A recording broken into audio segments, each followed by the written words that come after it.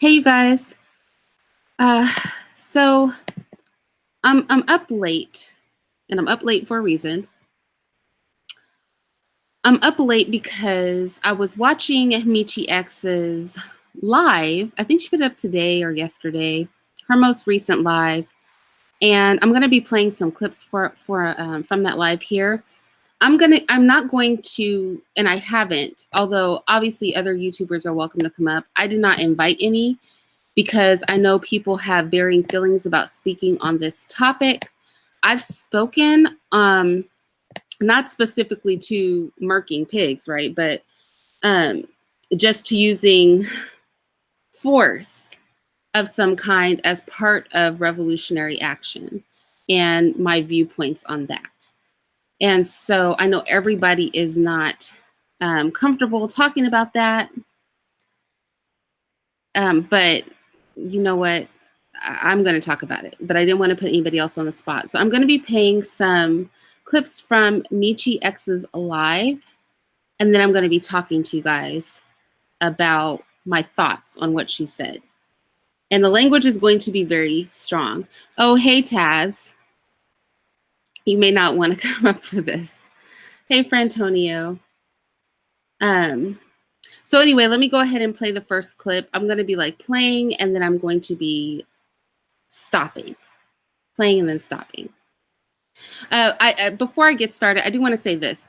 The first part of this live was about her beef with another YouTuber, and I'm just not with that whole part of it. I hope that they just completely squash that. I'm not with the negativity.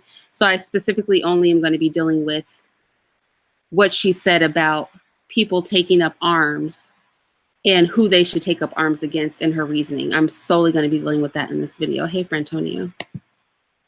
Again, if we understand that, see, what I'm not going to do is call Black people so weak that we don't have the ability to change our situation. The truth of the matter is we're the only one that's able to change our situation. Nobody else is coming to do it. Can we agree on that? Can we agree on that, Black people? Is anybody coming to save us? That's all I want to know. Is there anybody that we think is going to come and save us? No. But who wants somebody else to come save us? Don't you want to get up and be like, fuck you, if you was in school and a bully was whooping your ass all goddamn school year? Wouldn't you want to get up the courage and the fight about yourself to say, fuck you, I'm going to whoop your ass so you can quit messing with me? What's wrong with that? We are the answer. But if I tell you that we're the answer, then I have to tell you that if we're going to stop all of the killing and hurting and not loving of our own people and our own communities, that starts with us. There's literally nobody that can do that for us. Literally nobody. We are the ones responsible for that, are we not? And I guess this is the second part of my comment, and commentary is not that I give a fuck about these people, but this is the thing that's probably going to get me in trouble tonight with no monetization, which I don't give a fuck on here. I don't know if I'm going to get flagged, some white person going to get mad, maybe they're going to say I'm spitting violence. Don't give a fuck. Y'all watch Meechee in a while, Meechee back tonight, okay? Meechee in full of motherfucking fat. So my question is, I'm not understanding this thing of we want to get free and we have this reality, this revolution that we want to do. And we go out in these streets, we fucking protest, we want to march, we want to do all of this and we want to do that, right? Now, when I tell you that we don't want the violence in our communities, I don't want the people who are angry and volatile and willing to go to prison and willing to die. I don't want you to lose that at all. What I want you to do is use that shit for your real enemy. What do I mean? I mean this. Why the fuck you scared to kill a cop? Ooh, I shouldn't have said that. But Okay, so she's just getting started.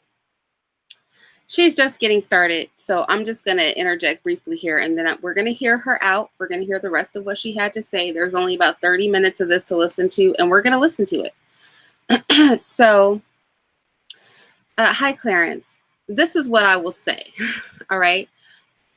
I'm going to say that I definitely agree with her. You guys know when I did my bookshelf, my number one read was Black Self-Annihilation in Service of White Domination. That was like my number one read for all Black people, right? That we should read how our crime within the community and our killing of each other serves white domination. So I'm with her on that. I'm also with her on our energies are displaced, right? Our anger is displaced. And in that book, he talks about, and he was the first person I heard make this statement, and I never looked at it this way, that we feel helpless to push back against the system. So we direct a lot of aggression at each other because we're in close proximity to each other. So I'm not going to tell y'all to go murk pigs, but what I will say is that the theory of what she is saying, which is that if you are going to cause somebody harm, why wouldn't that harm go in a direction that leads to your liberation? I understand what she's saying, but let's let her keep talking because she says a lot more.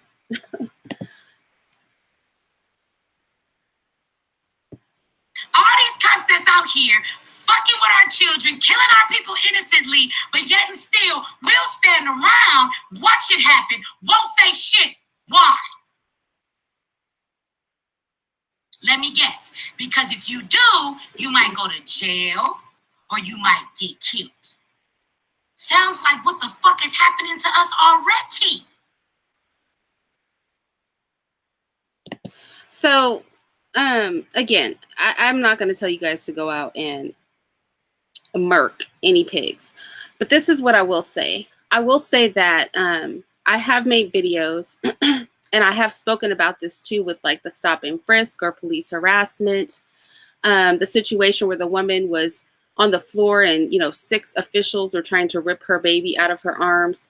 I have said that I feel a show of force, not killing, but a show of force can defuse those situations. So if there's 30 people in a room and 6 of those people are violating the rights of one individual, you could press them and allow that person to go free and you guys all walk, right?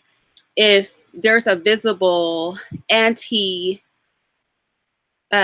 call it an anti-discriminatory presence in a community, I feel like that would make it an uncomfortable place for people to come in. Now, then comes the argument of, you know, we're outmanned, we're outgunned, we're out this, we're out that. That's like a whole nother conversation we'll get to a little bit later, because I want to get to some other things she says, because she even brings up the Constitution, and I want to deal with that as well.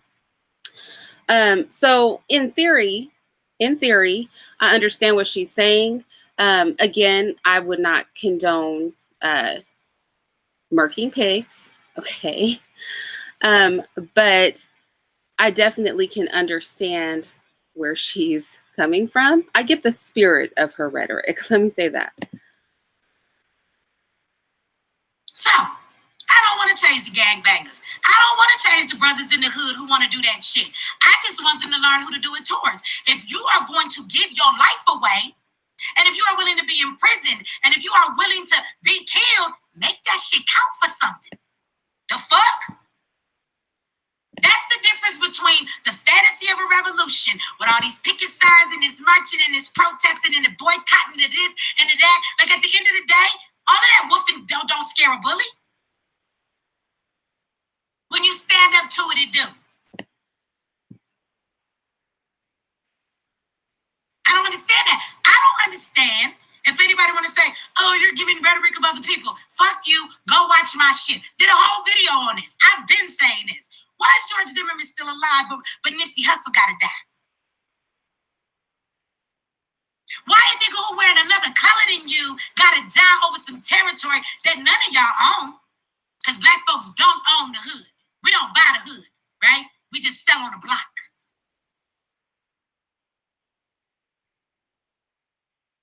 We deal our drugs and we go buy them nice shoes and them nice belts and them dumbass cars with them fucking rims on and big ass chains and shit. When it's lots sitting next to you for $200 in Detroit and in Chicago.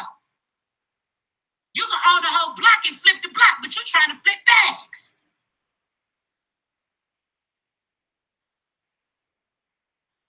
And you're out here fighting over something that don't belong to nobody. And if you owned it, you might treat it with a little bit more respect. George Zimmerman alive, but Pookie, who disrespected you in front of the hood yesterday, gotta die?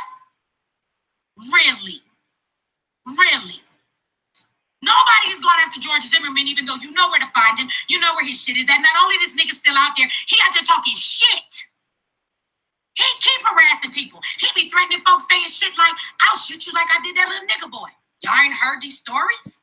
So I agree with her in that we could take our money and better invest it. Okay. We could do that. Like right now, Black people, we really could go buy up all of Detroit. She's being serious about that. Like we could take over a whole city today on pennies on the dollar. Now there will be a lot of work to do on those homes and things like that, but we definitely could, right? But and I understand what she's saying about how we'll beef with each other. And again, I think she's just going back to like displaced energy, right? So when you have people out, and I won't name names, right? When you have, and there's a lot of them, people out just walking free and feeling comfortable in life who are terrorizing our people, then it can be frustrating. And she sounds frustrated, right? It could be frustrating to see energies going toward a beef that you have with another individual, right? And she's saying as long as you're going to throw your life away, you might as well become a martyr. That's essentially where she's going to go with this. But I'm going to let her go there, right? I'm going to let her go there, and then I'll speak a little bit more on it. But he's still alive. I guess I want to know why we so scared to pay the same price that we paying anyway to get a different outcome. Maybe I'm a bit too extreme. I don't know. But I don't think that we're ever going to vote the police to stop killing us away. I don't think that we're ever going to protest it away. I don't think we're ever going to march it away or boycott it away. I mean, you can come up, Taz, but I just didn't want to put anybody on the spot with this conversation. But you can come up if you want to, Taz. I just know a lot of people, this is going to make them uncomfortable. Yeah, I don't know about the equivalencies per se, but I get the spirit of her rhetoric. I get the idea of her rhetoric. Obviously, that's sort of like, me saying, well, if I'm having an argument with a friend, I could choose to not have that argument with my friend, and I could go and address, some other stuff, right? With a whole nother group of people that would serve a bigger purpose. So, I mean, like I said, I understand the spirit of it, the idea of it, right? But I mean, let's let her keep talking. Let's let her keep talking. She does sound very upset. She sounds frustrated. I tell you, the moment you start shooting them motherfuckers back, that's when they'll stop doing that shit to us. Period. Shout out to you, Renee Marie. That's so funny. My baby's name is Renee Marie. Those are her two middle names. You know how Black folks like to give their kids more than one middle name. Shout out to you for more than one reason, sis.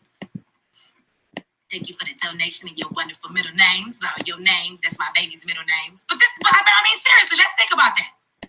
Now, you're going to die or you're going to go to prison, but if you put that effort over here, the outcome will be different. Well, what's the different outcome? Well, you might be in prison and in jail, but or in jail, you might be dead, which happens to us all the time in the hood, right? But what you will find is that once we start telling this country we're not fucking playing with you, and you're not going to keep taking our life, like you want to talk about justice, eye for an eye. You kill mine, I kill yours. How about that?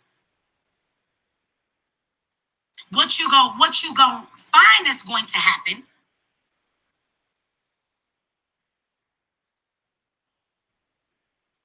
I don't know what you just said, Kirk, or who talking about what. But anyway, what you will find will happen is that they'll understand that we're not playing. See, that's a revolution. Revolutions don't get fought with papers and pens and all of that kind of stuff. If you want a real revolution, let me tell you what's going to happen in that revolution. Shout out to you, sis. Thank you for that. Thank you. That's you too. A real revolution is going to be a whole lot of death, Somebody said, why did you block Nutword? Nutword, whatever the fuck his name is. You can unblock the nigga. Unblock him. I'm in the mood today. If he was blocked, please somebody go back and unblock the motherfucker. Go ahead. The nigga wants some attention today. I'm okay. I will give it to him. Y'all called me the right day, the right motherfucking time. Unblock the motherfucker. See, because he fucks with a certain person on goddamn YouTube all day long. And just because I talk to them, now he want to come for me. Leave me alone. Because I'm not. Okay, I'm going to mute her real quick because I don't care about this beef that she has going on. But David Johnson said, I just said this same thing today. Some of our people's exact purpose is to die for our cause. And those people want to die for a cause. Why not die for our people? I agree with her. Like I said, I vibe with the spirit of what she is saying. And I'm going to repeat. I'm not telling y'all to go murk any pigs. Okay. But I did do a whole series that was not popular on my channel, maybe because I was not as colorful as Meechee is being in her delivery. Thank you, Atticus. Maybe because I was not as colorful as Meechee was in her delivery, but I did a whole series on social and cognitive revolution. And I talked about the various types of revolution. And I talked about the various types of force that we could use. And I talked about revolution happening in waves. And certain types of revolution don't come without bloodshed. And I even talked about revolutions where you have small groups of people, okay? And I used scholarly articles where this has been heavily researched, and I used examples of real revolutions. So I definitely vibe with the spirit of what she is saying. The equivalencies, you know, I don't know, but the idea of what she's saying, I do understand what she is saying. Which is that, but I also feel like this only speaks to a certain sect of Black society, right? Because even in neighborhoods where in the example she used, people are selling drugs or they're killing, you know, so-and-so and such, everybody is not behaving that way. So she's speaking to a very specific demographic of people when she makes those kinds of comments, because there are mothers, there are, you know, grandparents, there are teachers, there are working class people, there are all kinds of people in these neighborhoods. I don't know that this rhetoric is going to go over with all of them, but I don't think you can legislate your way out of the position that we're in. And so we will be looking at either a political revolution or a social revolution. And in my eyes, and I've said this before on my channel, I think there needs to be a socio-political revolution. And I'm not sure conversations per se are going to let that happen, because most people who have a lot of power aren't going to let you talk them into legislating their power away. So I do understand where she's going with this, right? I don't know that I would tell everybody who would be willing to grab a gun and shoot somebody that they're beefing with to martyr themselves. I don't know that I would go that far, you know? Yeah, I don't know that I would go that far, because that's kind of where she's going right now.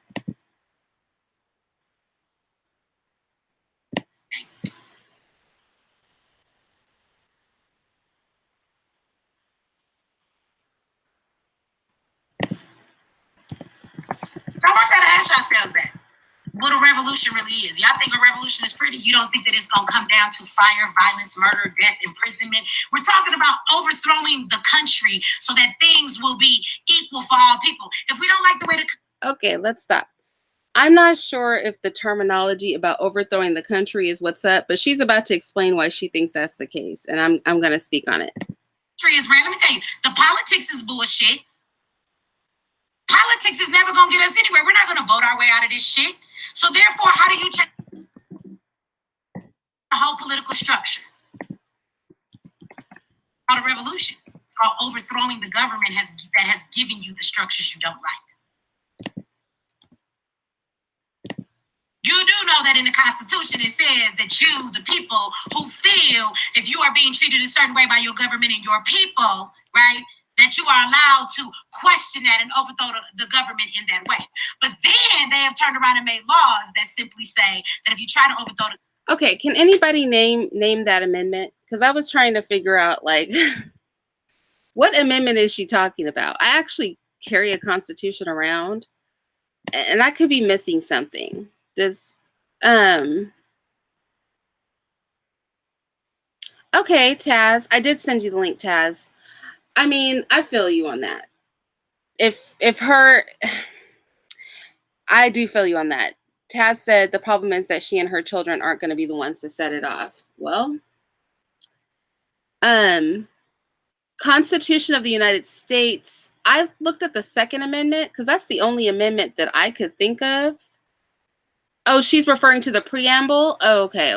Because I was going to say, I do know that the Second Amendment speaks about citizens carrying arms to secure the free state, right? But let me look at the preamble.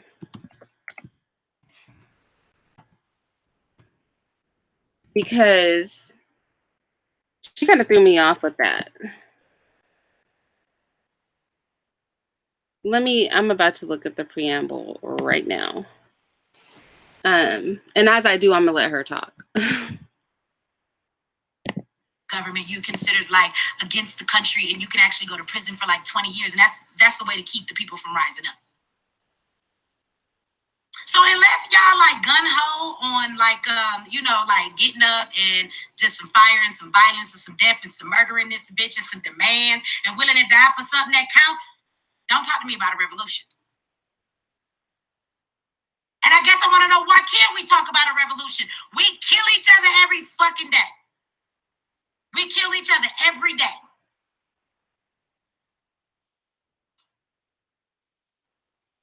Shout out to you, Damien. Thank you for that. Here you go. I don't know, Black ambassadors. I'm scanning through the preamble right now because I don't know.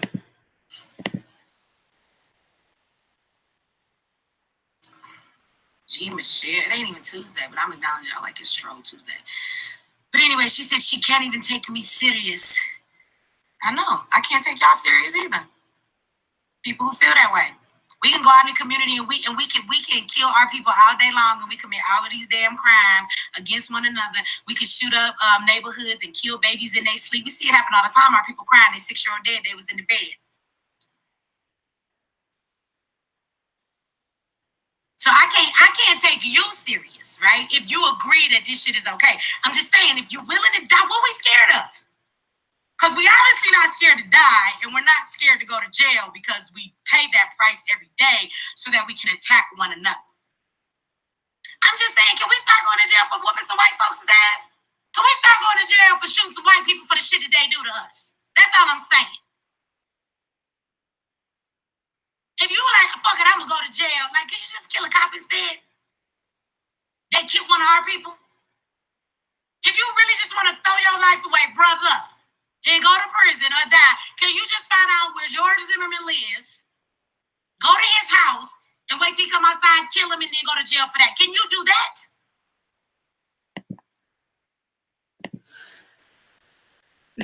Okay, so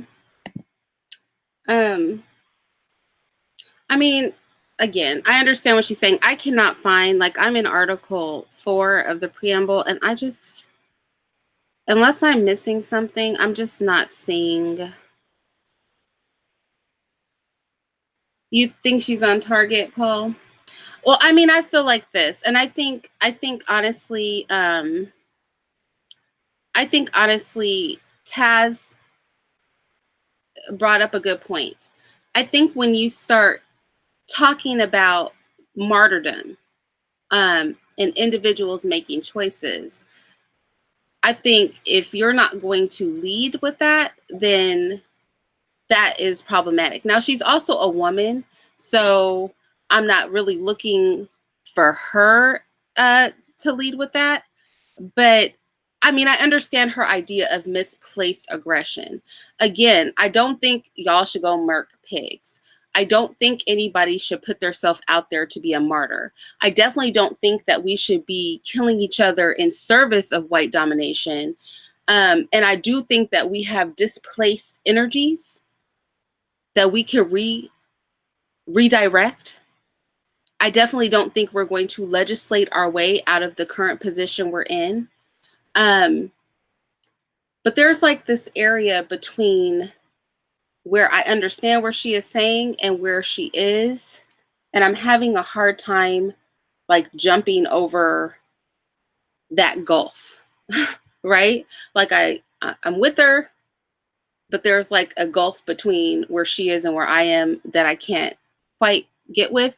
And I also cannot see in the Constitution, do any of you guys know what she's talking about? Because I'm telling you, I'm reading this. I'm in Article 6, and I'm not seeing where in the Constitution it says that we can engage in revolution. I'm only looking at it because she brought it up. Do any of you guys know? Maybe somebody else can read through it, because I just like sped read through it, and I don't know. I'm not seeing that. But let's continue with what she's talking about. No, we don't, as Black people, we don't allow each other to get away with anything that we do to one another. There's no forgiveness. There's no, okay, let's work through this. Let's come together. It's the Declaration, Taz.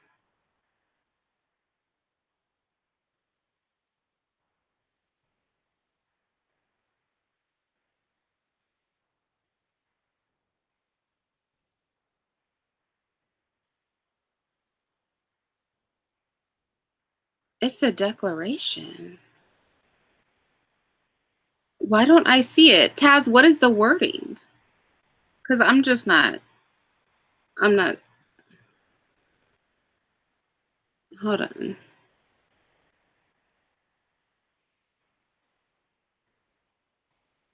What is the actual, after a long train of abuses, blah, blah, blah. Hold on.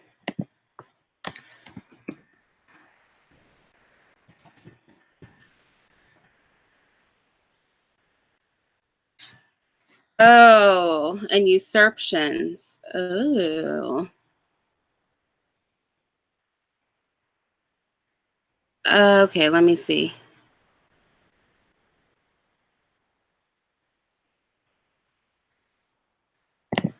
Is that what you're talking about? Let me read this.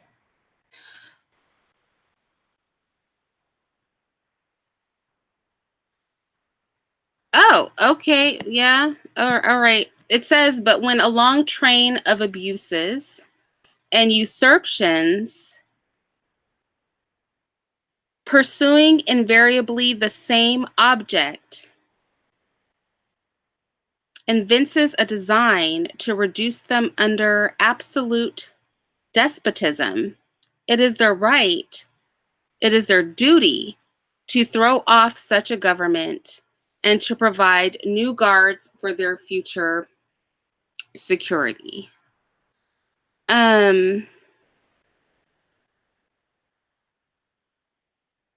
me go here.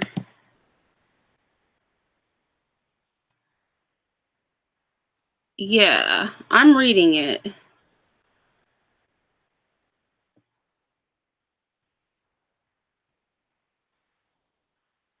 I'm reading it. Let me read this in.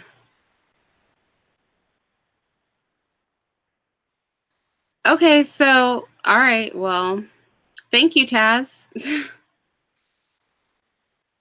No, Taz is right. That is what he did quote it, and that is what it says. So, okay, so apparently it's all right to overthrow the government. There you go. It's in the Constitution. Meechee X is right. It is in there, y'all. I did read it. David Johnson said, throughout history, martyrs have always been necessary for freedom, but of course, most people never want to be one. That's Life 100. But see, David Johnson, you can't say that if you still have your life. Do you know what I mean? Like, if you haven't become a martyr and you're not moving in that way, then I feel it's reckless to say that.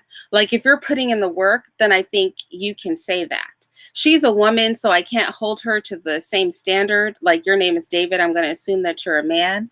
But you know what I'm saying? Like, if you're doing that work, then I can feel you being out there saying, like, you guys need to do the work.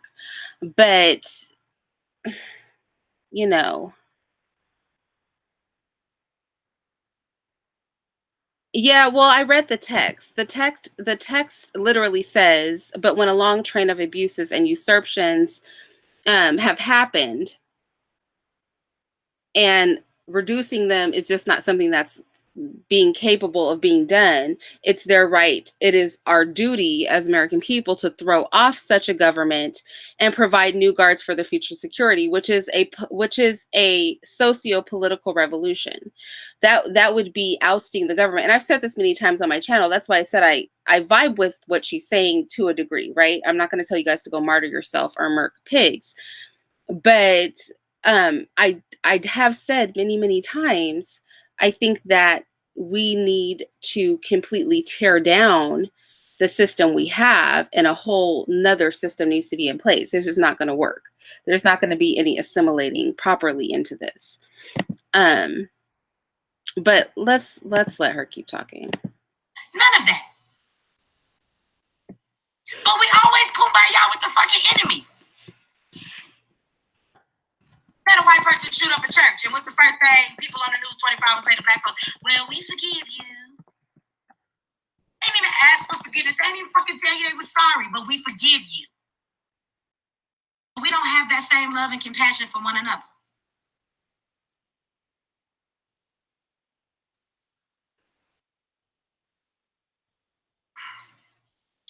I'm confused that this can be used against you. You know how this can be used against me? If black people get up and actually do the shit I said.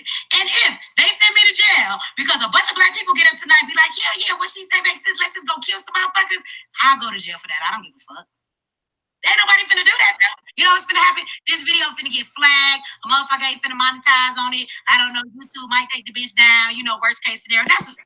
Well, David, history may prove you correct, but what I'm saying is that if we sit in a conversation with other people and we tell them they should martyr themselves, then we need to be out there taking some lives. You know what I'm saying?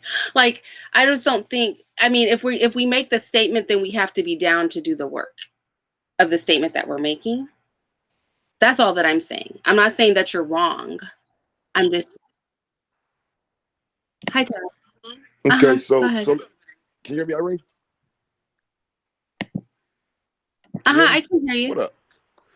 Okay, so my question about martyrdom in this scenario would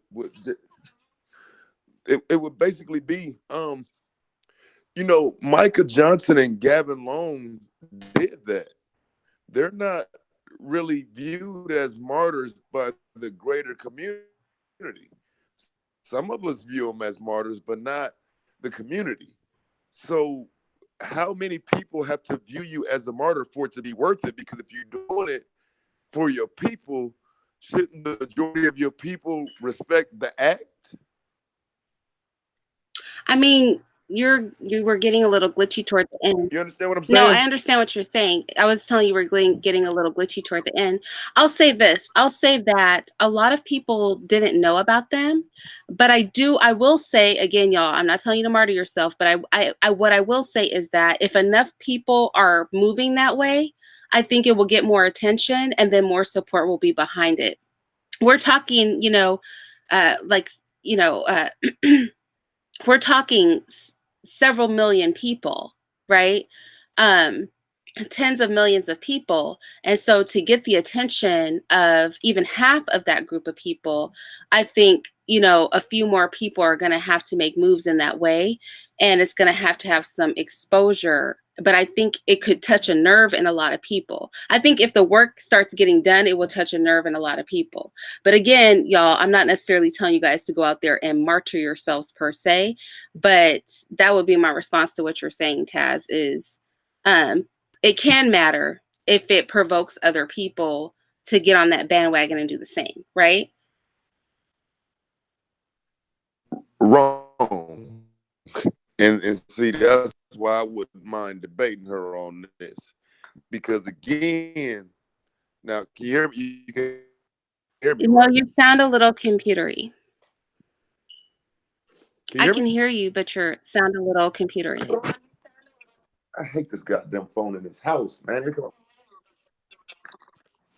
Okay, let me see. Every time I'm in the house, that's why I be sitting in my car all the goddamn time. Because in the house, my phone be fucking up. Can you hear me now? Mm-hmm.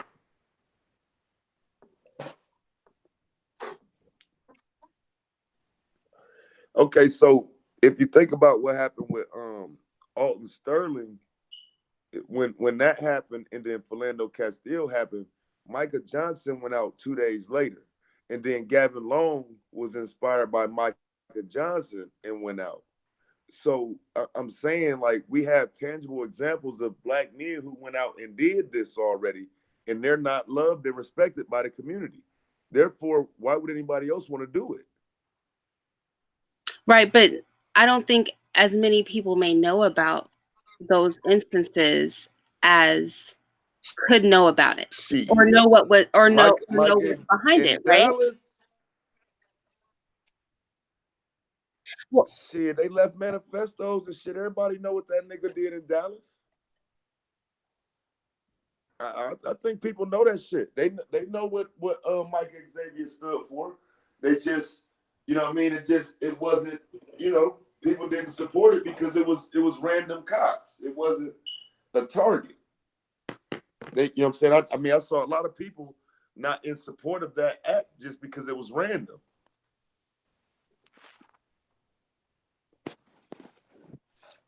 so my question is, do you agree with her though that the anger and the energy is displaced, and if you're gonna put in some work somewhere, you might as well not direct that toward your own people and take it elsewhere. I mean, not having an understanding of that lifestyle, I can understand why she's saying that. But like a person that that kills another black man is usually doing it for a reason though. Like if you go out and do it for the people, you taking one for the team. There's no personal gain. And that's what I'm saying. Like I could see if you really would be a martyr, but killing the police don't make you a martyr. I mean, it just don't. You know what I'm saying? Like I said, I mean, you know me, I do a whole motherfucking series on niggas that didn't kill the police. Them niggas ain't martyrs. Are they doing it like? Now we might respect them as such. You know what I mean? We might look at them as revolutionaries. And my bad, I think I'm on a delay or something. I think I'm delayed. Well, you're or just something. like cutting out. Let me see. You're like coming in. I'm gonna go get on the computer. Oh, I'm going in and out. All right, yeah, I'm gonna get on the computer. Give me a second. I feel like there's some validity to what she is saying with regard to how the problem is going to get solved. I don't think it's going to come to fisticuffs, or it's not going to get solved. So I do agree with her there. But I think I stopped short of telling everybody that might be prone to criminality, because this is what she's really saying. She's saying, if you are prone to criminality, if you're going to lay hands or kill somebody, don't kill another Black person. Go and murk a pig. Go and murk somebody that, like she said, George Zimmerman or somebody like that. She's saying if you're going to do it, you're going to go to jail no matter what, right? I like I said, I think that only speaks to like a certain group of people, and I feel a lot before anybody can even get to a place where they would even have those kind of thoughts. I would advocate more for in situations where there is an injustice going on by a figure of authority and we clearly outnumber them, that we step in to intervene on behalf of the person that's being violated. And just the sheer numbers and the pressure will alleviate that situation. right? But then this is going to come to fisticuffs eventually, because if a neighborhood gets known for pressing cops that are violating people's rights, then they're gonna be coming to a neighborhood near you, right? And then that's gonna come to fisticuffs. So it all ends up going in that direction. And she goes on to talk about some other stuff. I'm gonna play a little bit more of what she has to say while Taz gets his stuff together, just so that we can hear it. And please do like the video, because I didn't throw this up, and like I said, I didn't want to invite a lot of YouTubers to this. Taz, I'm glad he's willing to talk about it, because a lot of people won't even have the conversation because the language she uses is so strong that it makes people uncomfortable. But I'm comfortable with talking about it. It doesn't bother me. Because nobody's gonna get up and do anything that they're gonna come back to me and be like, yo, you caused this. That's not gonna happen at all. So I'm not worried about that.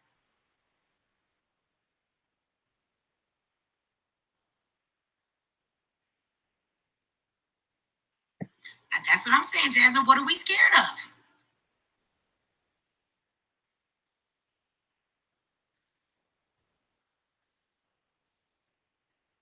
So see, I don't want the gangsters in the community to go away.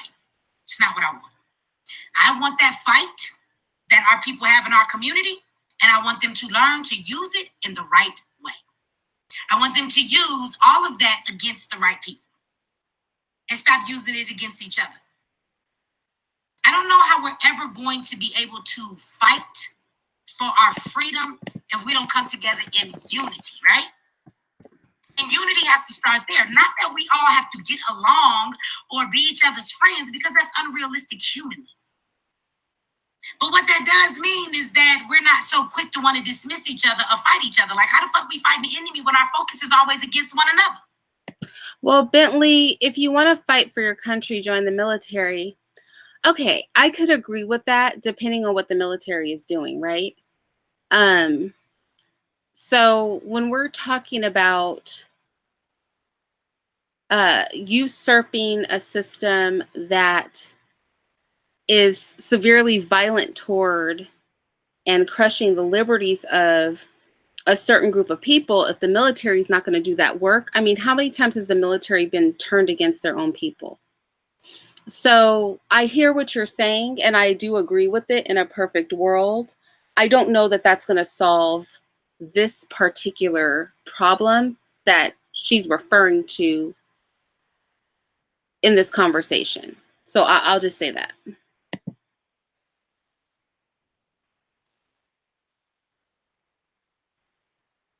Right. They do divide us. Half is ready and the other half isn't. But this is the thing I say. If anybody is ready, it don't take the other half. Well, anarchy is the idea that you want no government, right? Anarchy is anti-government.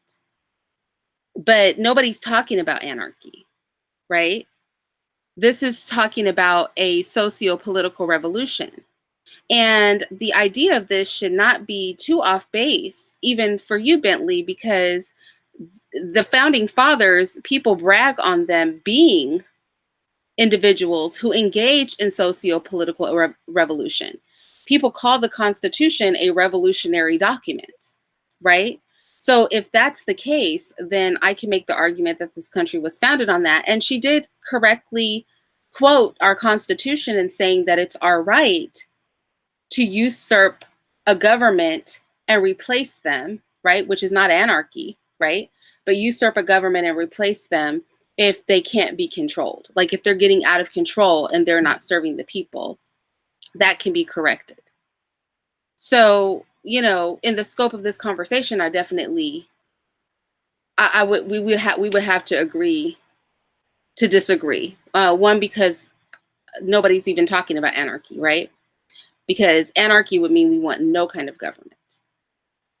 And I don't think that's where she's going with this. One brother that got a gun and he's about to go out here and get mad at a brother. He like, yo, I'm about to kill this nigga. I don't care if I go to jail for the rest of my life for it. Then I need something to just hit him and be like, nah, I ain't gonna do that. If I'm willing to go to jail, let me make it count. It don't take 50 of us. It take one to stand up and then another one to stand up and another one to stand up and another one to stand up, but nobody's gonna get up and do it.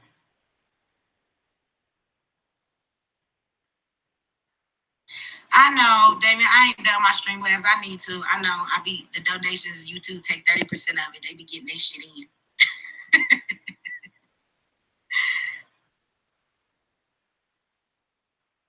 Jasmine, I seen that somebody emailed me the story about the black man that was hung. I'm gonna take a look at that. I am, and we'll probably talk about that tomorrow.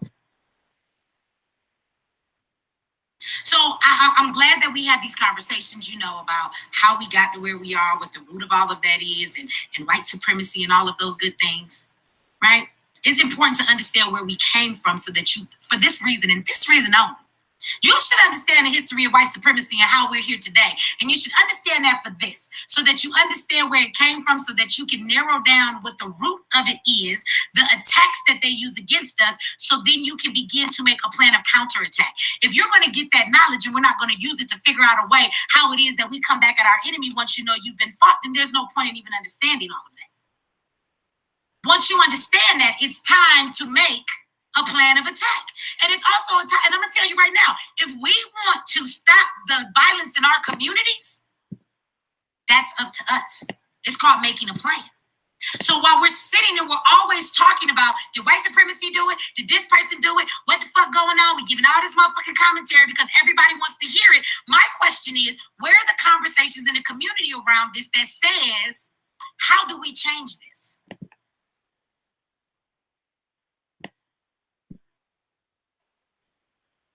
You have all them people standing outside at the thing for Nipsey Hussle and bringing candles and memorial and all that stuff. Shout out to you, Ashley Smith. I'm gonna have to give you a shout out for that. Not just. So I just want to say this. The reality is that coercive force is used to gain and maintain power. We know this because when the United States gets pissed off or wants some oil or has a problem with the country, we take our guns and we send our men and we use coercive force, which is violence, to get our way, right?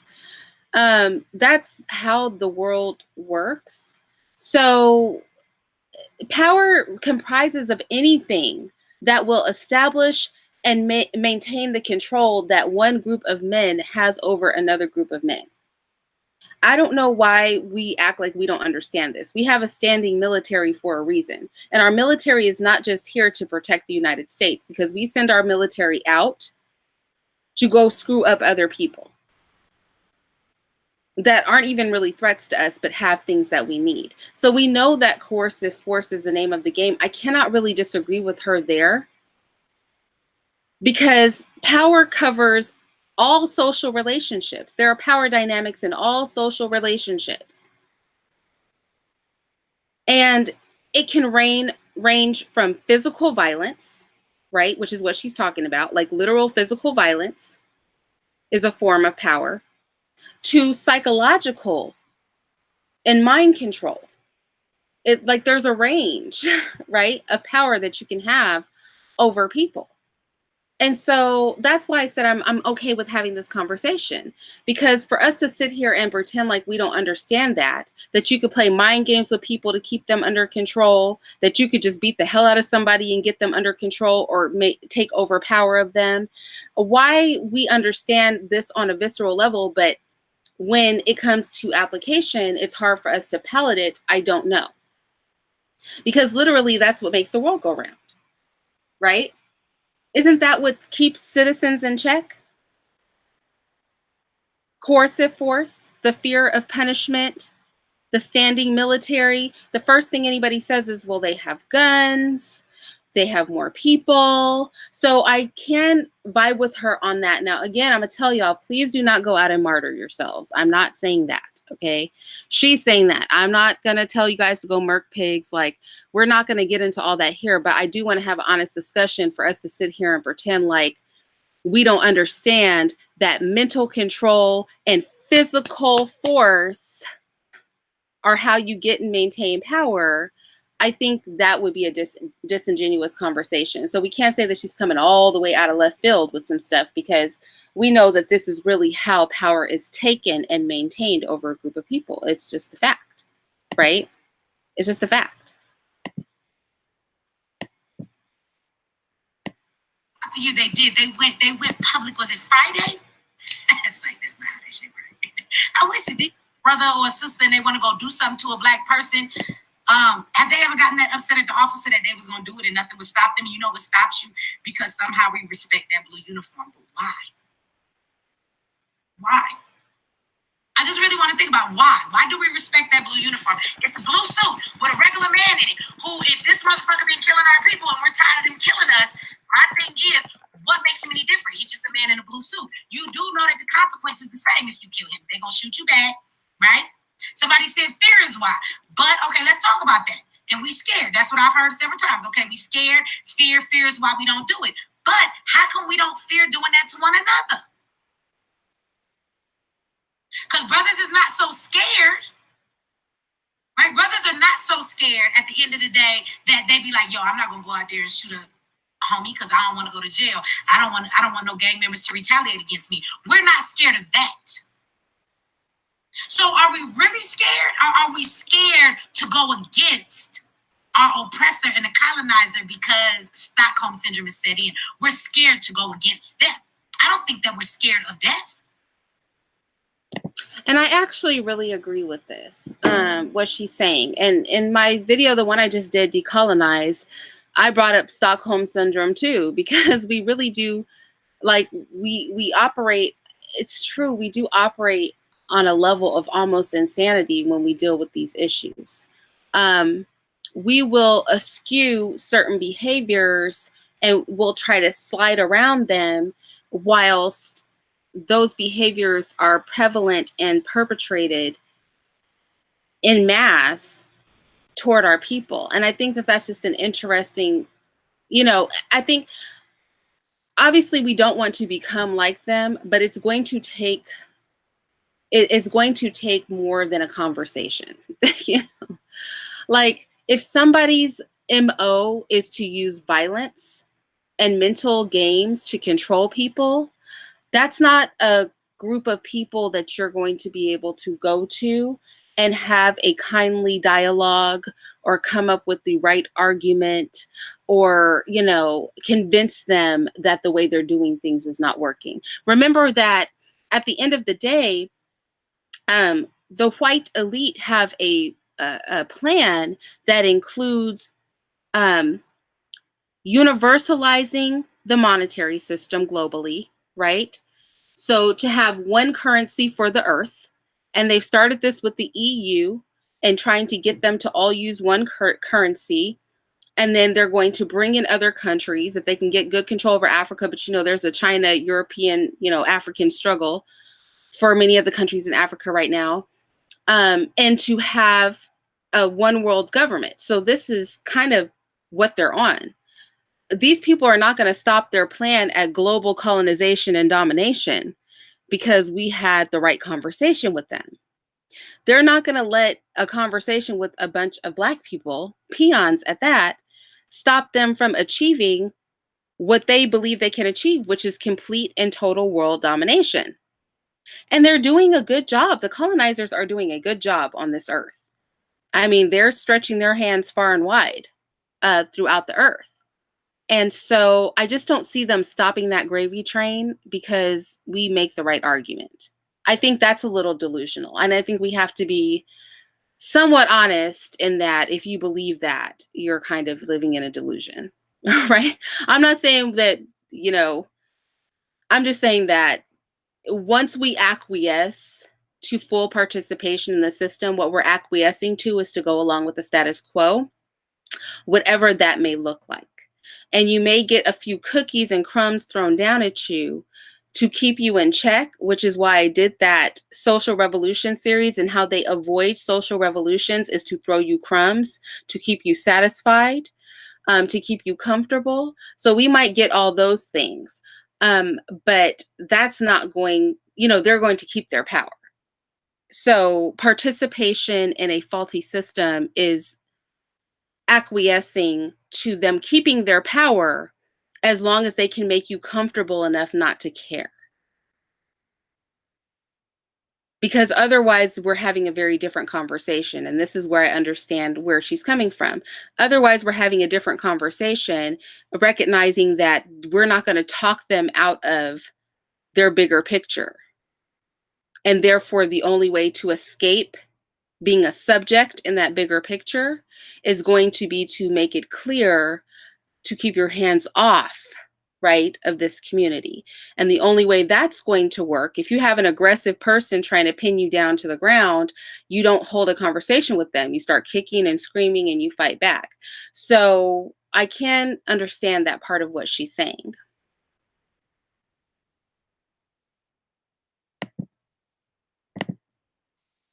We not, and I don't even think we scared of prison. Because brothers be running around here like just shooting off bullets and killing people like, I don't know, like my auntie played the lottery and shit. They don't be caring. Over the simplest stuff. I read a story a couple of weeks back, two teenage boys, I don't even remember where it was, might have been Chicago, don't quote me on that. But they were supposed to be friends. Here we go again, that right-hand man, that person that's close to you, the people closest to you, just like with Nipsey, right? You think those are the people that you should be able to trust, and those be the people who set you up the most. And he killed his friend and shot him for his cell phone. He set him up or something with some other boys, and they killed this boy, and that's his friend, 15 years old, for his cell phone.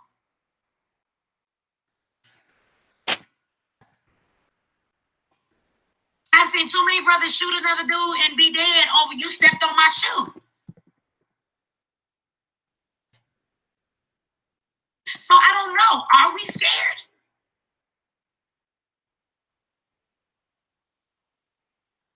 Or are we just scared of the white man? Are we scared of police? Are we scared of the system that comes against us? For what? They will do nothing worse to you than they already do to you. So I don't really think Armin said, fuck that, I'm scared of prison. Look, I understand that. That's why I said she's only speaking to a certain group of people, because everybody's not living that life, right? Where they're engaging in activities where they're going to end up in jail anyway. So that's why I said. But see, that's what I'm saying, though, Irene. She can't speak to that, though, because she's speaking above her head. You talking about people who, when they do that, they doing it as a way of survival, as a way of life. What she's talking about is martyrdom. They would be doing that for the community. It's just two different things. And you were saying there's no incentive for them to do that. Yeah, that's what I'm saying. Like, what's the benefit if nobody's going to respect the act? And when I say nobody, I mean the greater community, the great, it's 45 million of us. If 20 million of us don't respect the act, is it worth it? Well, I mean, her argument is that you're going to end up in jail anyway. You might get killed anyway. So if you're going to just move that way anyway in life, you might as well. She literally said a couple of times in this, if you're going to throw your life away, you might as well do it for a purpose. That's her argument. See, everybody, but you gotta understand though, when a nigga in the game, like, he ain't feeling like he's throwing his life away. You know what I'm saying? Like, you gotta understand, like, you gotta get in the mentality of that person who's in the game. They doing all of this dirt. They don't feel like they throwing their life away, and so they making these moves thinking they getting money. You know what I mean? Like, this all like we saying, this is incentivized. Everything they do when it comes to going out and committing that act we talking about, there not only is it not incentivized, but you got to understand there's no support going to be there. Like I said, like if there was support and more than just people sitting on the live stream talking about it, I think maybe we would have a conversation. But like, we just literally saw two men do it, and there was no support. People started supporting Kaepernick right after that. They didn't support Micah and Gavin. The incidents between Micah and Gavin and Colin Kaepernick are 1 month apart. Who do you think the people went with? Yeah. Well, they prefer the Martin Luther King-ish type behaviors. That's a good point. And I think another good point is that if you're not, and she's a woman, so not her in particular, but you know, if we make that argument, then you have to be willing to make that move yourself.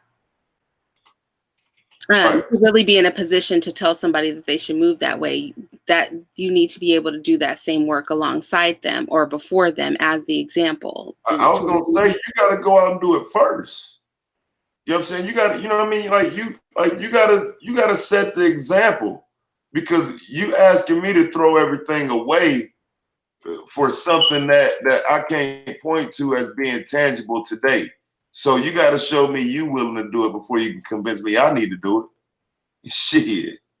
Well, that's that gulf that I was talking about, like where I vibe with the idea of what she's saying, but then she kind of loses me at the martyrdom thing, because essentially what it comes off like, right? And this is where she and I kind of go in different directions, is she's like, there's this whole sect of people who are throwing their lives away. Like, you know what I mean? Who are going to end up in jail, who are going to get killed over some BS. And so why not, you know, them throw their life toward this cause? And I guess that's where we kind of go in different directions, because that's essentially asking what would be soldiers, right? To not necessarily be soldiers because they're not fighting a war per se, but to simply sacrifice themselves because you're going to do it anyway.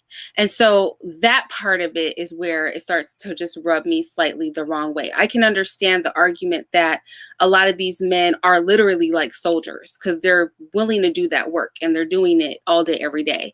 But I can't understand the attitude that, hey, you're going to die or end up in jail anyway, so why don't you just do this? Do you know what I mean? Just go kill this person or that person, or go murk a few pigs, and then, you know, versus what you're going to do. I think at that point, Yeah, it like, starts to go a little fuck life. Huh? I mean, because I'm saying that's fuck life. That's you're ready to end your existence. Because first off, a shootout with the police, nigga, you gonna lose. I don't give a fuck what nobody tell you. You don't want to get in a shootout with the police, nigga. 9 times out of 10, you gonna lose, nigga. I'm pretty sure the motherfucking rate of niggas surviving and winning police shootouts ain't high. So I just think that you're already sending them on a death mission. So you're asking people who have nothing to lose. Okay, people with nothing to lose ain't going out fighting for the community though. And we know that.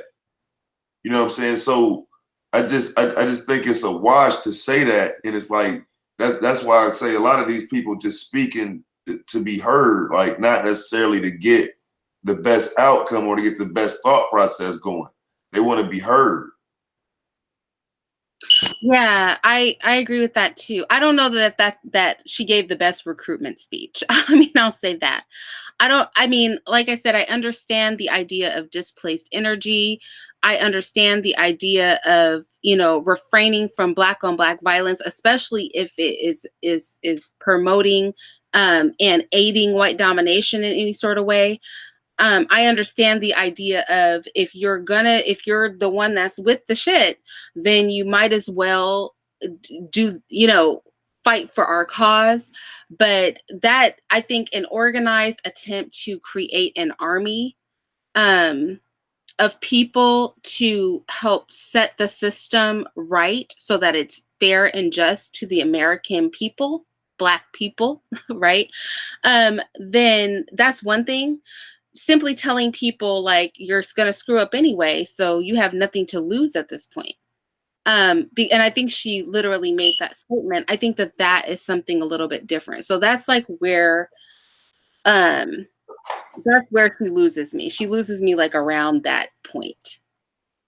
See, like when I was running around in the streets, though, that's what I'm saying, man. When I just know that, like, my personal interaction with the police didn't lead me to want to shoot at them, and it wasn't because I was scared to shoot at them. It's because that's a death mission. You don't shoot at the police unless you're ready to die.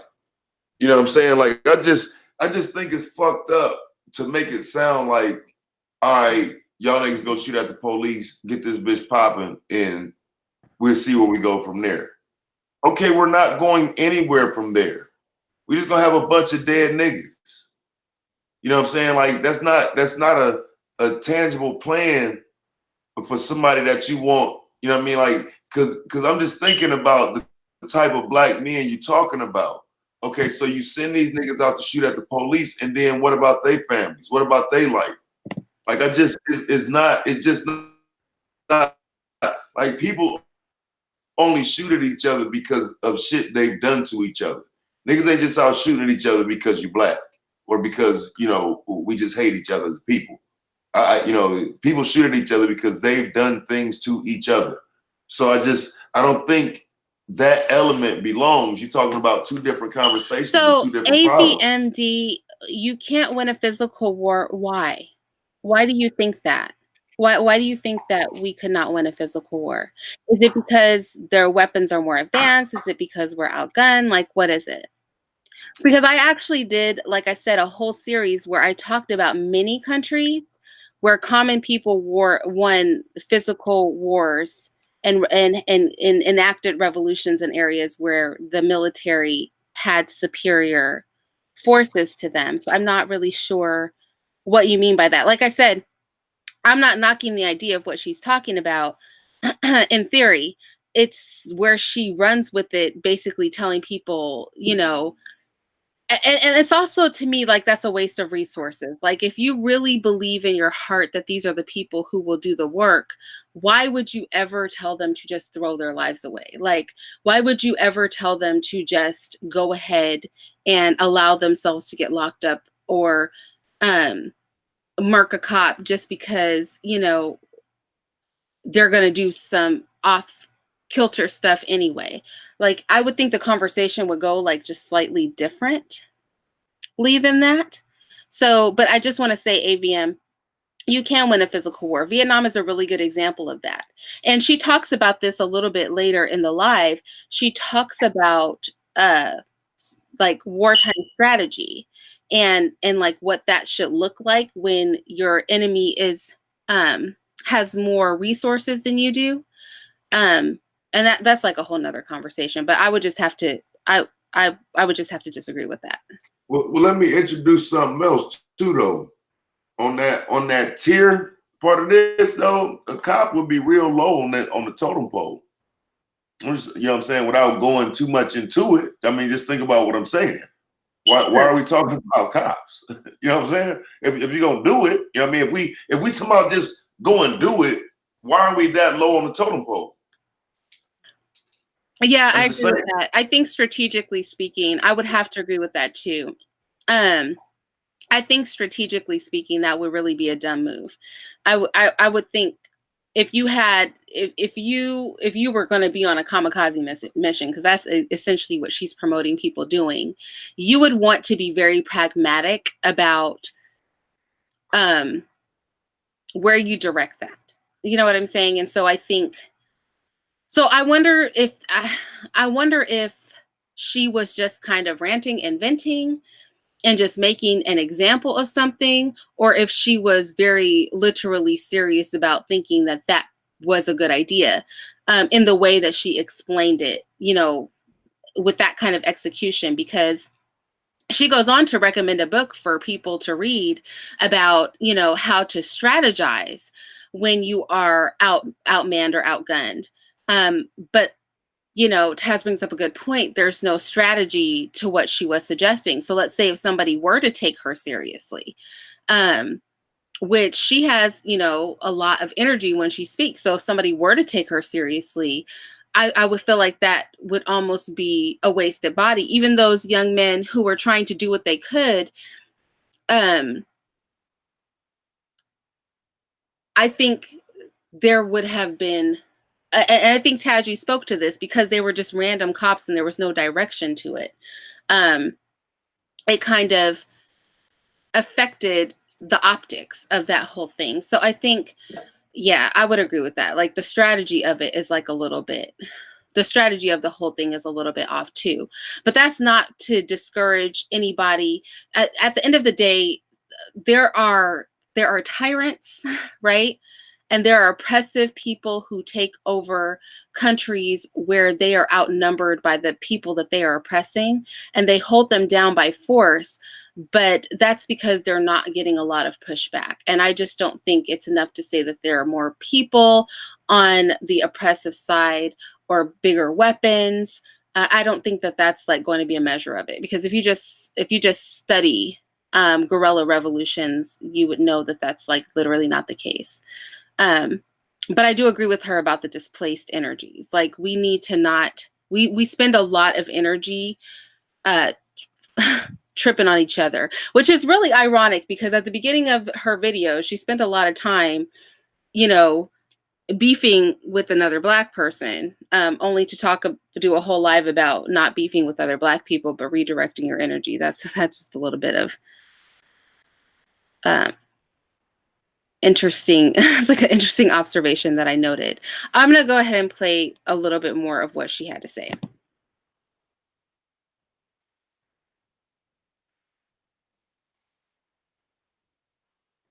Right. And Firewall River said that we not enough love for each other. I just don't understand that.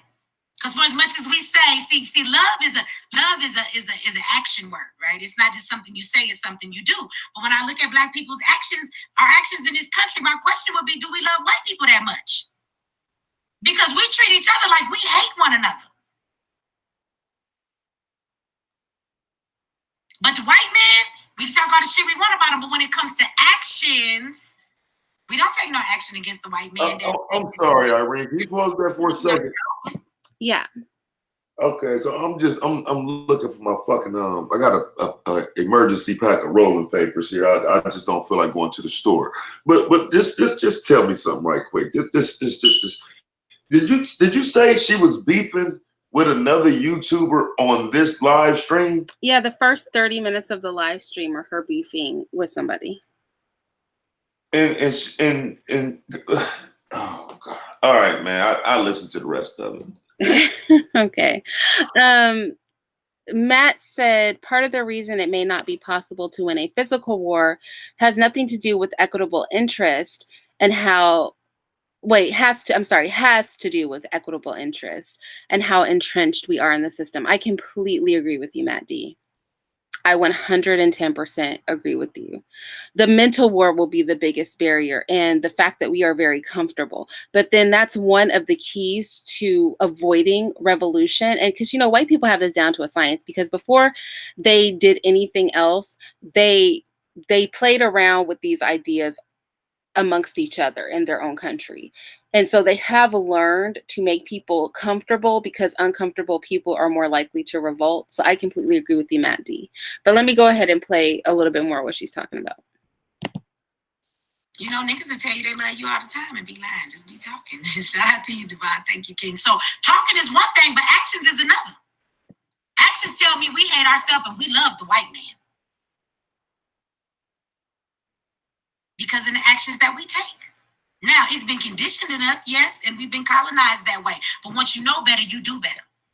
And I don't know, I've just heard a lot of Black folks, I don't know about y'all, after today, a lot of Black people did the same thing, is that they tired of it. We hear this every time this happens in our community, and we do want to change something. So let's get up and change it. I want to talk about that, right? It's conspiracies and white people and blah, blah, blah. Okay, what's the answer?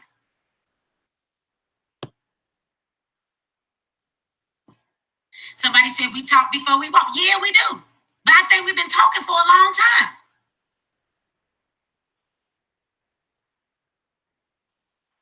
I mean, at some point, I don't expect everybody to be like, yo, for as long as we've been talking, we all understand. I know that there's still large groups of Black people who don't understand the conditions we in or how we get out of these things. But I don't have that little bit of not having any faith in Black people, that I'm not going to tell you there's not a large number of Black people out there who understand that we are in these conditions and how we got here. So if you don't have the answer, it doesn't take that much other than people to come together in their community. I don't give a damn if you do it at your house. Yeah, y'all know how y'all start churches, right? You better make some coffee and get you some of them little cookies and shit and set them all out on the table, and all the little snacks, and come on together and have what's called a community meeting in the damn living room. That works too. If you don't know how to wrap your head around it, at least start having the conversations of it.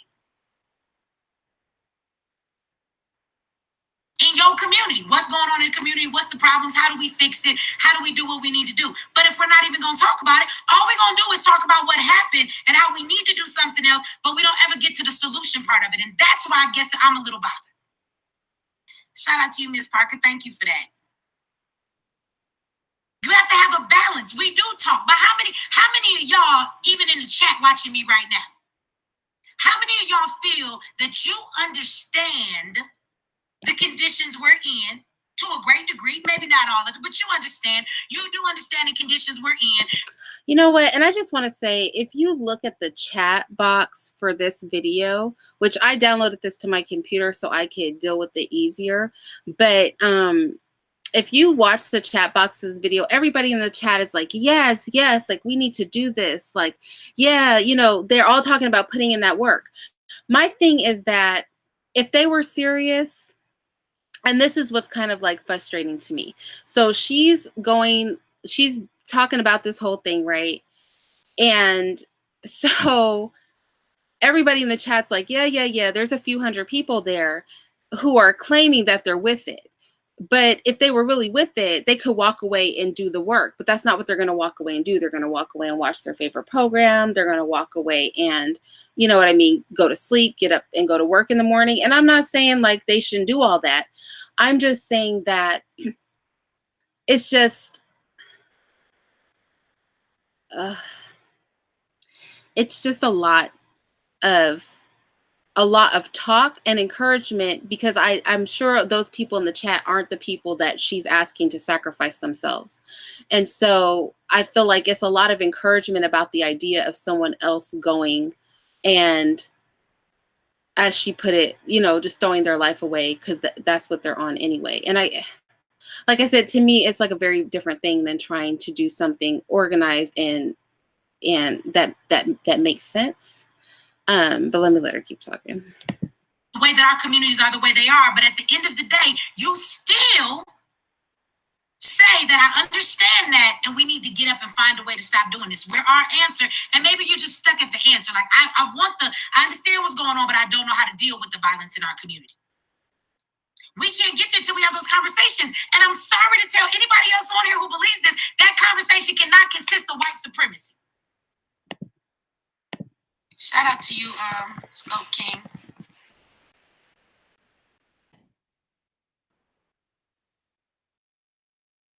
Thank you for the donation, but I don't know what you mean when you say my white friends aren't the ones tearing apart the community, though. Your white friends may not be, but white supremacy definitely is. Like, ghettos are created, and if you don't understand that history, then I guess you just don't understand what's going on. Ghettos are created. That's why there's liquor stores on every corner. There's churches on every corner. People are put in poverty on purpose. Like, those things are created so that you will get the outcome that you get from that. So, on a bigger scale, yeah, white people actually created the communities, and then they come in and they gentrify them and they fuck up our water. They put fluoride in the water. They put lead in people's pipes and don't even tell you there's lead in all kind of fucking communities that are inner city communities with black people. And when you raise babies who drink fluoride in the water all the time and there's lead leaking in the bath water and nobody wants to know about it, and then they keep giving your baby these goddamn shots and saying, oh, they're autistic now. Okay, no, nigga, you gave my child autism. I have one. Trust me, I know. It was a shot that changed my baby. So when all of these things happen to our communities, these things are pumped in at the end of the day and not giving good education. Trust me, there is a cycle that white people definitely play in making the community the way it is. But what I'm telling you is that the direct answer when it comes to black people, we need to start having a conversation and not be about the white supremacy aspect. Now, if those that already understand how white supremacy fucks up our communities and our lives, I need those people to come together with their community and say, now what's the solution? And the reason why I tell you in that conversation, if you already understand where it comes from, if you understand where the root of this comes from, then the next question should be, what do we do? What do we do to change that, right? And the reason why I say when you have that conversation in your community, white supremacy should be left out of it is because it's very easy for us to give the onus on something else, when if we're going to change it, we have to strictly look at us in that moment. You have to look at your community, exactly what your community is focusing with, because everybody's community is different. Do you know the gang members in your community? Is it the gangs that's causing problems, or is it other things that are causing problems? What is the issue? Do you feel like a lot of drunks be out there causing problems because it's liquor stores everywhere. Maybe you get the liquor stores. You have to analyze what the problem is in your community that is bringing in all of the violence and the way people are acting the way that they are, okay? And that has to be personal to your community.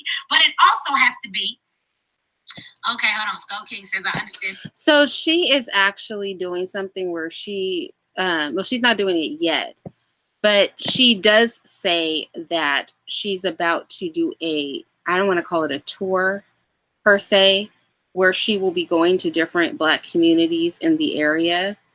And I would be interested to see what that looks like, because this is what she's saying just out in the open on YouTube. So I would be interested in seeing what it looks like when it's an intimate meeting. So if she pops up somewhere near where I am, or I might just fly somewhere, I would be interested just to see how that would go down. Because, yeah. And I do agree, David, we do have to have organization to it. I feel like the rhetoric that she's spewing is not perfect, but see, Irene. Yeah. This is the problem, though, man. Niggas don't want to hear that shit. Like that shit niggas be talking about women being out of place, though. Like she talking to niggas like she the general. You know what I'm saying? Like she leading some shit. And that's what I say. Like if she not gonna put herself and her kids on the front line, she shouldn't be doing that. But she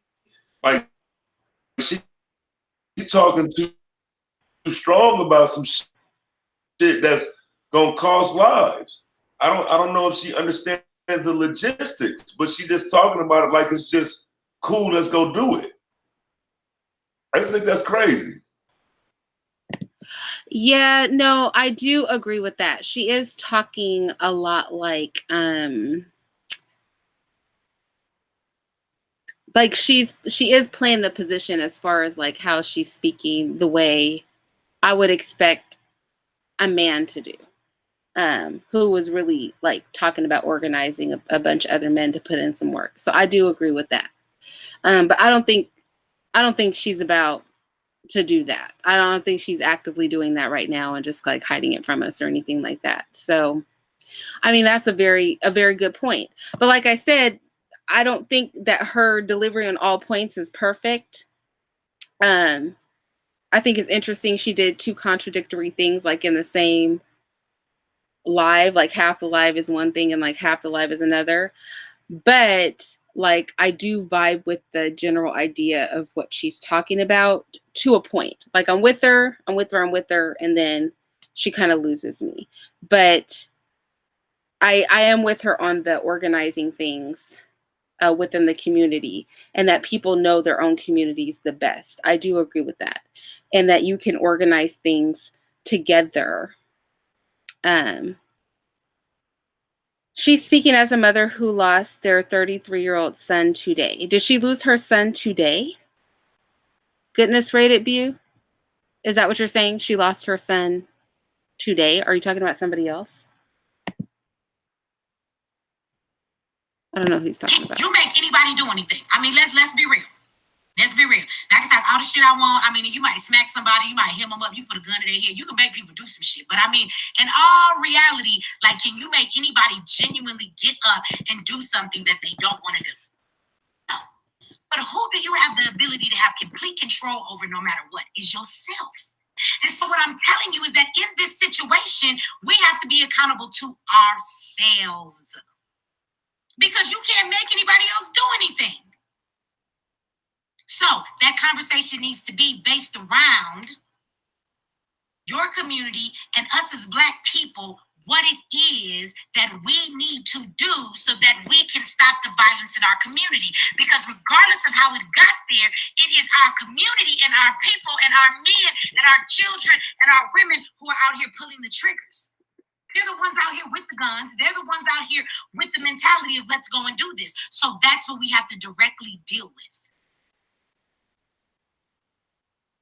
How can we fix this? Because it's funny how everybody be like, hell yeah, when I be like, we're our answer. We need to get up and be our answer. It's cool to say that, but I'm telling you the same thing right now. So when I say it in this way, people want to get mad at me.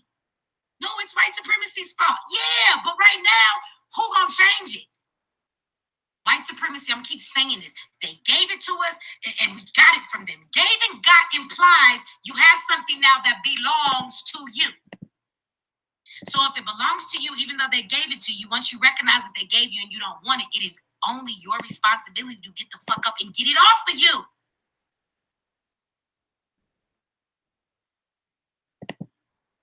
And that's the way that we have to approach it. Because we have to be the change in our community that we want to see. And I don't understand how, if we agree with that we have to be our change, we have to be the ones that stand up for our freedom because we're the ones oppressed. Why we wait for somebody else to fight for us? Oh, I get it. Because we fucking fight for them immigrants? Fuck them. Yeah, I'm going to get flagged tonight. If y'all didn't know, Trump just cut all of them off welfare. Good. Because we need reparations around this bitch. I don't understand how we got time to be giving people food stamps and they ain't got no social security number. Because, nigga, if you live in this country, you be a citizen, they're not giving you no food stamps if you tell them you ain't got your birth certificate. Try it. We need a copy of that. But immigrants up in here getting food stamps, fuck out of here. Oh, but because we love on the immigrants, we think they gonna come save us? Do we tell? When is it okay? Do we never tell? And if we don't, how do we deal with the people in our community who are murdering our children, murdering our people, and doing these different things? How do you deal with them then? These are the conversations that have to be had. And I'm just saying, these are questions we may not have the answers to in our community, but you're damn sure not gonna find them if you don't start asking them. And if you don't know what your community wants, right? If you don't know what your community needs, then go knock on them doors. Get Jehovah's Witness on their ass, right? Like check it out. I'm just trying to figure out in the community. So the latter part of this, I'm really with. There's like about, yeah, exactly. There are conversations that have to be had in private.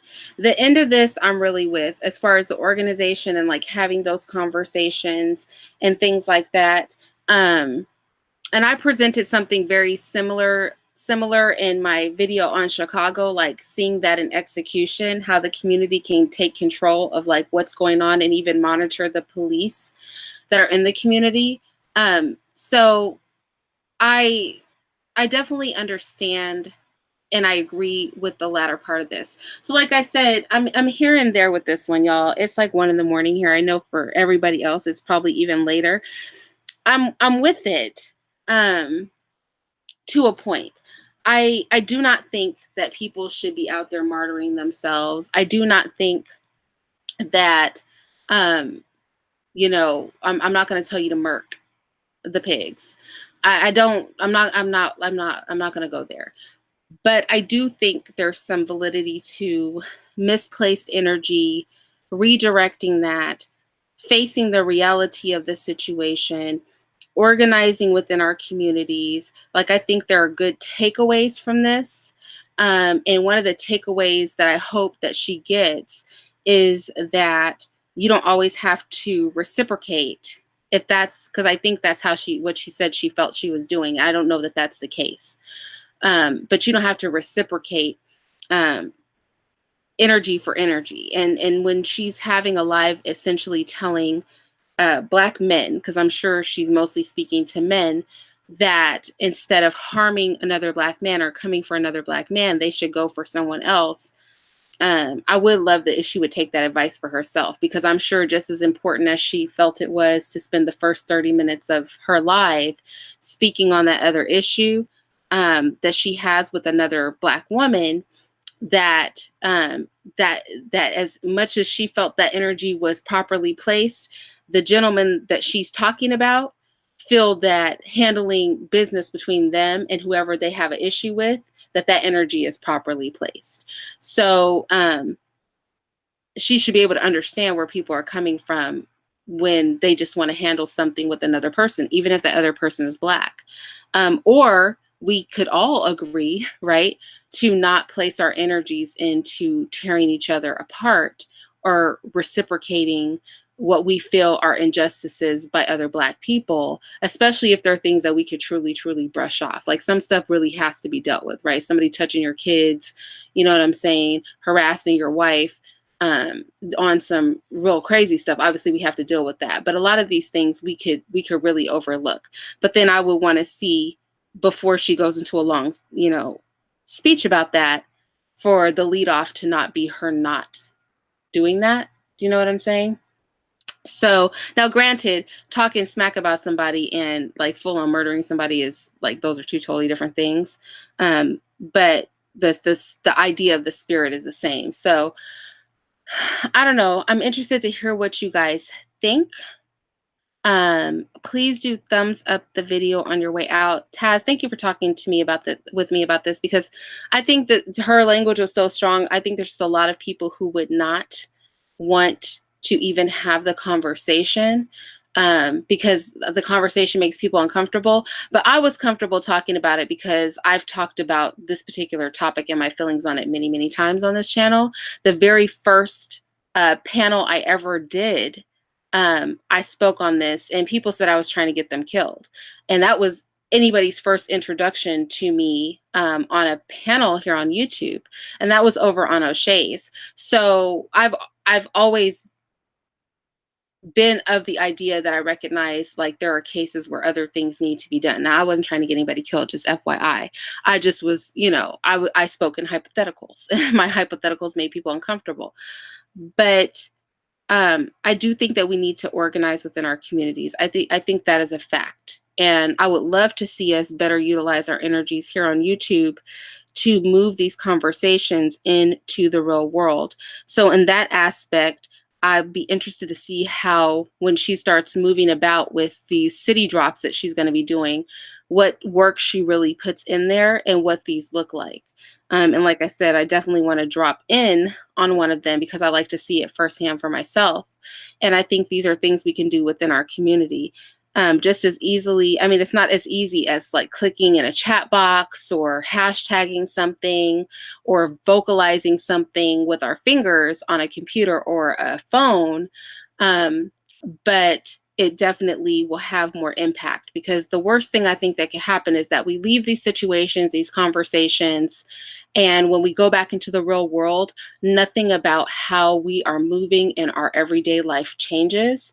Everything about what we do remains the same. And I think I see very few people, not that I know everybody's business here on YouTube, but I see very few people here on YouTube where I know when they leave YouTube, like they're putting in work. You guys know my kids participate in Q Butter's program. And this man is running like a studio, has a whole family, wife, a baby, and a bunch of other kids. And every single day, he still teaches for like 4 or 5 hours on top of all the other stuff he's doing. Like, he's doing the work.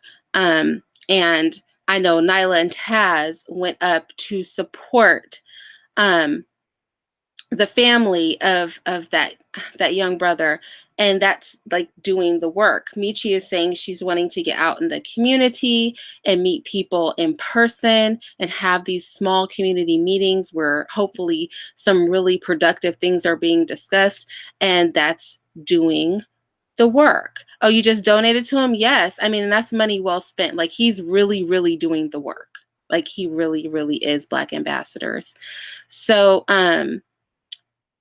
I hate for us to leave these conversations and then, like, we don't do shit after this. Like, after we thumbs up or hashtag ADOS or whatever it is, we go about our daily lives as if none of this ever happened. So I did want to touch on it because what she said was very inflammatory. She was really flamboyant with it. I mean, telling people to like murk pigs and martyr themselves, that's very strong language. Some of it I agreed with, some of it I disagreed with, but I thought it would be interesting to touch it because I don't know how many people are going to bother to touch it in any kind of real sort of way, because the language is very inflammatory. And people, somebody was saying to me earlier, like, people have been known to be pulled up on by the feds because of rhetoric like this. But I think it was an interesting conversation nonetheless. And I think that there were a lot of good takeaways from what she said. If them What'd you say? if them niggas hear that shit, they going in. Oh wait, no, Taz, I can't understand you. I said if them niggas hear that shit, they going in. I mean, it's so much motherfucking material for these niggas for the next few days. Oh my gosh. Do you think anybody will touch her though? Because she's so aggressive. I said if the other black men, the content creators do, if they hear that shit, they're going to go in. See, like,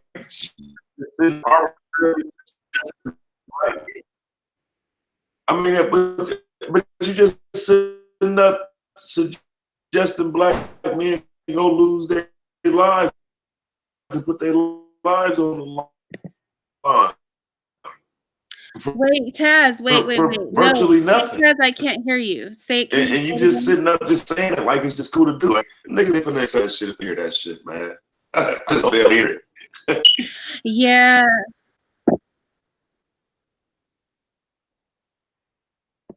You didn't hear none of it? Only like Did you hear any of it? Just like literally bits and pieces. Can you repeat it?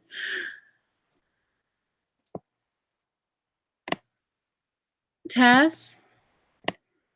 Oh wait, he might be repositioning himself. I know the struggle because I live in the mountains, y'all, and my cell phone doesn't work at all. Okay, I can't even get any reception, not even sketchy reception. I get zero reception by the darn forest. Literally, I'm like in the forest in the mountains, and I can't get reception to save my entire life. Like, you need a landline up here. I think what Taz was saying, the part that I heard is that these men are going to have a field day with this. But I don't know. I kind of feel like I don't know who's going to touch it. But I caught heat for a lot less, and she said a lot. She said a lot, a whole lot in her live. But you know, it is what it is. Like I said, I think there were still some good takeaways. Especially about collectivizing, being as committed to the cause of unifying with people in your community as the Jehovah's Witnesses, because she's right. Those Mormons and Jehovah's Witnesses, they are on it. They will knock the hell out of some doors. But we could do the same thing, right? We can do the same thing for a different purpose. So, I do want to say this, and hopefully Taz can make it back before I go. I do want to say that I know that my content has been very sporadic. Like, I had these throes of inspiration and I made a lot of content, and then I kind of dropped off the face of the planet on you guys. And I do apologize. I'm moving to a bigger house because I told you guys when I first moved up into the mountains, the houses are small when you live in a forest. So they make things smaller up here. It's big for this area, but it's small for here. So, and then I'm also taking, I'm going to be going out east. And so I've been prepping for both. And so that's where I've been. Also, I was just mentally exhausted because you guys know I had a string of content that was just like very heavy, and it was just very mentally exhausting. But I'm coming back toward mid-April pretty regularly. That's the plan, at least. And good night, Taz. And let me just tell you guys what you can expect to come. I'm going to be doing a panel on white individualism versus Black individualism and how those things manifest themselves, and get some input from some other YouTubers. My personal argument is that white individualism manifests itself by them verbalizing that they're individuals but moving collectively, whilst Black individualism is expressed by separating yourself from other Black people and collectivizing with non-Blacks. So you don't end up being an individual per se. You just cut yourself. You cut yourself loose from the rest of the Black community. I'm also going to be doing a live that's an expansion on a panel I did on Brother Sanchez's channel, which is Are White People Human? I know it's literally be titled that, so it's definitely going to be demonetized before it ever hits. Before it ever hits YouTube, that live will stand no chance of being monetized. But I really want to have that discussion. And then I also am going to be coming with some videos, like my pre-made, my edited videos, that are going to cover white racism and the dangers of white liberalism. So specifically white liberals, and how white liberals are some of the most dangerous people, and they're some of the most ardent racists. And I'm going to back that up. That's going to be a really interesting pre-made video. And I've already started doing the research for that. So there's a whole list of things that I have coming, starting, mid to late April. But I just wanted to let you guys know that like things have been on my mind. I literally have a list. Those are just some examples, but I literally have a list of topics that I want to do. I also want to bring on some YouTubers that some of you guys may or may not already be listening to, who just vibe a little bit differently, just so that, because the goal is like at the end of the day, if we're really going to collectivize, like everybody's not going to be like us, right? And so we have to be willing to just engage people who are different than we are and be okay with that. So yeah. So with all that said, you guys, thank you so much for joining me for this live. And I really do hope that Meechee and the woman that she's speaking of, that they'll squash. I mean, I know who it's supposed to be, but I'm not even going to speak on it. I hope they'll just squash it, because it's like just a lot of wasted energy, and it's just not that serious, because there's so much other work we have to do. And so, sometimes we get caught up in like the little stuff, and it's just, we have to be able to walk away from that. So with that said, you guys, good night. Good night. And thank you. Just bear with me until mid-April. All right. If you could bear with me for like 2 more weeks, I would appreciate that. And I'll just try to pop up every now and again and do a few panels as I can. But I am coming back. I'm not just always going to be randomly posting once every 2 weeks. I will get back to some normal stuff. So I will talk to you later. And you guys have a nice night.